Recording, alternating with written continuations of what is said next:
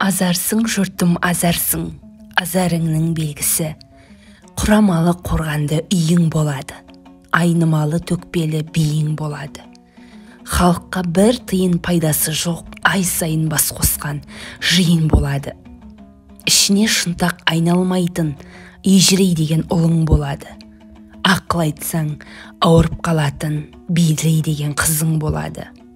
Алдыңнан кес-кестеп өтетін кекірей деген келінің болады.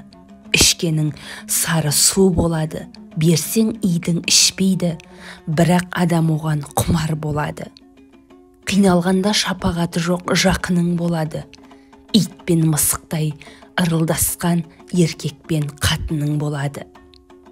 Азарсың жұртым азарсың, азарыңның белгісі. Жас баладан биің болар, жас балшықтан үйің болар. Ат жақсысы